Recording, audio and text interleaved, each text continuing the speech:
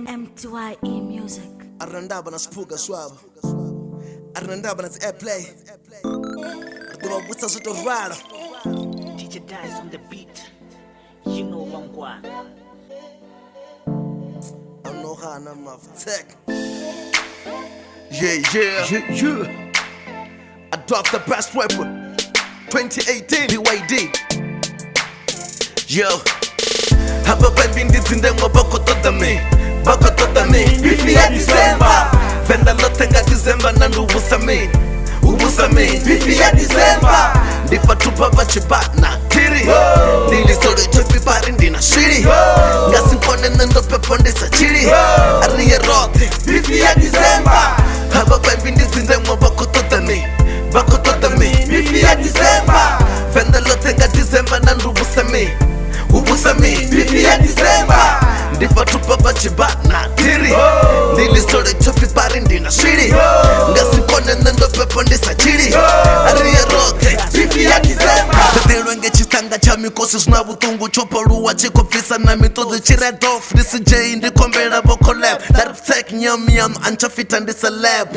Chari mara white avi oda nepo adi imba. Ndari divorce oko bipa hana pride ya machimba. Chari fizi waino shuma na ye nna ntima. Larbo feta bozi bona ura koni bazi chima. Sonda koto celebrate ngasi ntuse life. Rascal luko derero visar papa driving. Uko kambu uruleri do munyerenda mugonye tesa dumbunda mugripa gamu matondo abonya. Ticha tiba bife inyinga ribote body wear. Asimba binindi sore na wahuna wabakwe. Kelly kila lo differ. Mizo chicha chato hair. Shika drende ichi mera ndione shnyama chito fair. Nana muzi akorera pukwa gigizi ya feira. We go noto na linka pungo roje na zodi feira. Enda riri na boshe wandi muro yuto datera. Mzimu bo murata fenda nga December dodi feira.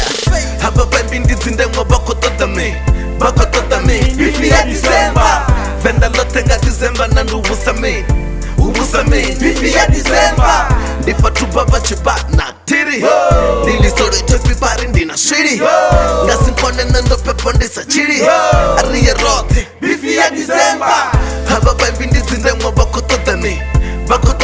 Bifi ya December. Venda lote nga December na ubusa me. Bifi ya December. Ndipa tupa bachiba na tiri. Nili story chopi bari ndina shiri. Ngasi mpone nendo pepo ndisa chiri. Ariye rote. Bifi ya December. Hape ndiamba ngoko ndisa opi. Heva tondi mara wai basa stopi. Machangana bari bako repa nyofi. Usikare bado bana sa chanda cha black coffee. Corruptioni iya tusa mara noti usikere. Usikare banjigere nga manda kaini wachi there. Shine na koba pike. Barin pike zo udipa ini bika lika bishi na lishere na chugere. Echi metro asi gangsta chako klema matina. Mwana wacho doba mfati mbeto tikwanga stina. Utotima kukandele kutibiza firefighter. Chima kini chinga clever chinga fella chongo leta. Kasu nepe swami ya chona kamirunzi ya bafodi. Time ya chichifa bo itoma mkope kamu fora. Rema febi a otanya chachi doba chisa jole. Tiki kino wachiribu wanga ina mera achi hole. Si adofu katibusa mati anefal. Banyovero urikoda NFL. Sabo seti sabo kendi ngabo yono kao. Achena mungu mbrepa venda ndinda we asar. Kutisili dibori Russian Bendy movie.